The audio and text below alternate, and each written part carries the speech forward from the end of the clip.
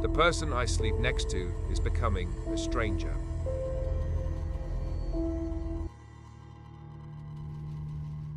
The last time I slept through the night was 3 weeks ago.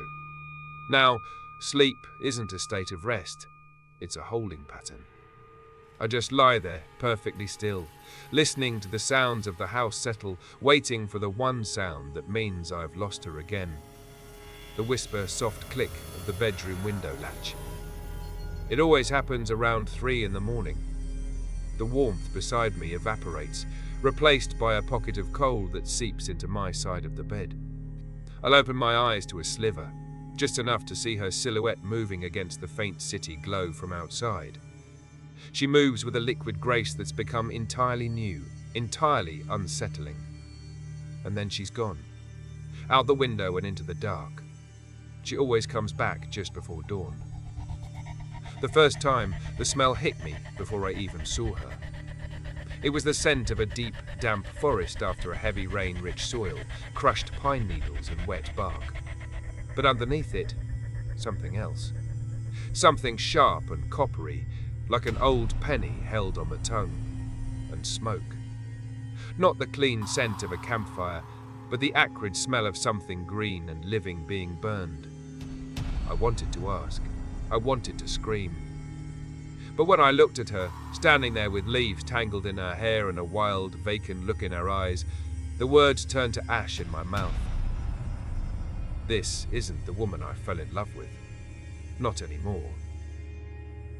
A few days before the nightly excursion started, I tried to talk to her. I had to. The wrongness of it all was building in my chest, a pressure behind my ribs that made it hard to breathe. We had just come back from visiting my parents, a trip that should have been relaxing but felt like walking on a tripwire. My mum loves her, always has, calls her an old soul. My dad is quieter, but I saw the way he watched her when he thought no one was looking, a knot of confusion in his brow. We were on the couch, the television murmuring some forgotten drama. The silence between us was thick and heavy, like clay. I hadn't really touched her in days, not properly. Every time I tried, my body would recoil on its own, a primal instinct screaming at me. She set her magazine down on the coffee table with a soft thud. "You have something you want to say, Kaylin?" It wasn't a question. My blood went cold. I felt like a bug under a microscope. Me? The word came out as a pathetic squeak. She turned her head slowly, an unnervingly smooth motion. Who else is here? I put my phone down, the screen feeling slick with sweat from my palm. What makes you think that? You're flinching when I walk into a room, she said, her voice flat, devoid of its usual warmth. You look at me like I'm a puzzle you can't solve, and it's starting to piss me off. What is it? My throat felt tight. I looked at her face, trying to find the woman I knew, but it was like staring at a beautiful, intricate mask. Unreadable. You know I love you, right, Silene? I started, my voice trembling slightly. That's never been the question. And you know, we can talk about anything. Anything at all. Her brow furrowed, a tiny, almost imperceptible shift. Are you implying there's something we need to talk about? She sat up, the couch cushion groaning in protest. The air crackled. I tried to be clever, to coax it out of her. Is there? The mask didn't slip, but I felt something shift behind her eyes. Something ancient and cold. Did I do something wrong? She asked, and for a fleeting second she sounded vulnerable. No. Of course not. I was just wondering if there was anything you wanted to tell me. About before me. She leaned back, the vulnerability vanishing as quickly as it came. The temperature in the room seemed to drop 10 degrees. Do I have to? It's your choice, I said, trying to sound reassuring, but it felt like a lie. It didn't feel like there were any choices left. Then I have nothing to say. She stood up and walked out of the room. I couldn't tell if she was hurt or angry or something else entirely. She just left.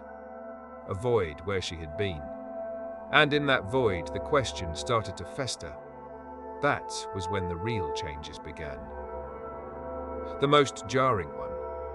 She sleeps now. I know how insane that sounds. Of course she sleeps. But she didn't. Not for the 2 years I've known her. She would lie beside me at night, perfectly still, her eyes open in the dark. She said she didn't need it, that her body just rested. I found it strange at first, but it became our normal. I'd wake up and she'd already be in the kitchen, coffee made, humming a tune I'd never heard before. Then, 2 weeks ago, I woke up to my alarm, and she was still next to me. Not just lying there, but deeply, unnaturally asleep. Her chest rose and fell in a slow, heavy rhythm that seemed too profound for her slender frame. I reached out a shaky hand and touched her shoulder. She was cold. Not sick cold, but like marble that's been left in a cellar. I had to shake her awake, and when her eyes finally fluttered open, they were cloudy and disoriented, like she'd been pulled back from a very, very long way away. Now she sleeps so deeply, I sometimes have to check if she's still breathing. Then there's the food. Silen was always a light eater, salads and fish, that sort of thing. Now she eats like a starving wolf, and only one thing, meat. The rarer, the better. Last week, I came home to find her standing in the kitchen, hunched over a bowl filled with raw, diced beef. She was shoveling it into her mouth with her fingers, her eyes glazed over. When she saw me, she didn't even flinch. "Calories," she'd said, her voice a low growl. "I need the calories. Our grocery bill has tripled. I find blood-soaked butcher paper crammed at the bottom of the trash. The change in her body is terrifyingly fast. She was always slim, willowy. Now, her body is corded with hard, dense muscle. When she hugs me, it feels less like an embrace and more like being trapped in a vice. Her skin feels tighter, her bones harder, and her hair, it's growing, impossibly fast. Last month, it was shoulder length. Now, it's halfway down her back. Dark, thick, and almost coarse to the touch. I pull long, black strands from the shower drain that seem to ride in my hand like living things. She spends hours locked in the bathroom. The door is always locked, and the fan is always on, but I can still hear things. Scraping sounds, like nails on porcelain. Long, deep sighs that don't sound human. And when she finally emerges, wrapped in a towel, the air that follows her out is thick with the smell of metal and damp earth. Once you're in a situation like this, once the foundation of your reality starts to crack, you question everything. The way she looks at me now, it isn't just clingy. It's predatory. Her eyes follow my every move. When we're on the couch, she has to be touching me, a hand gripping my arm with a strength that leaves faint bruises. It's like she's a snake coiling around a warm body, waiting. My mum called a few days ago. Her voice was strained over the phone. "Kaylin, honey, is Silene all right?" "Yeah, she's fine, Mum. Why?" I tried to keep my voice light. There was a pause. "When you two were here, she looked different." "Different how?" "Tired," she said, but the words didn't feel strong enough for her tone. No, more than that. She looked worn down to the bone, like a tree that's about to fall.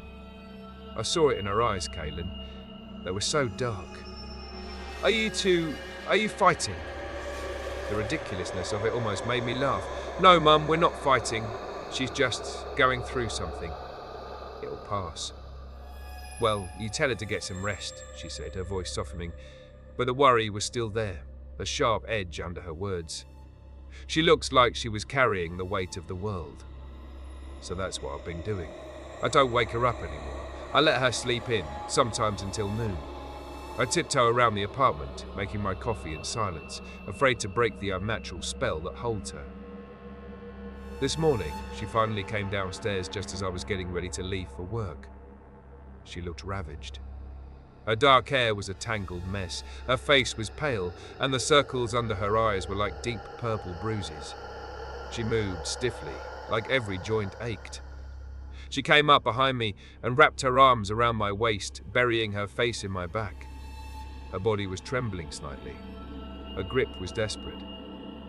"You're sleeping a lot," I said, my voice barely a whisper.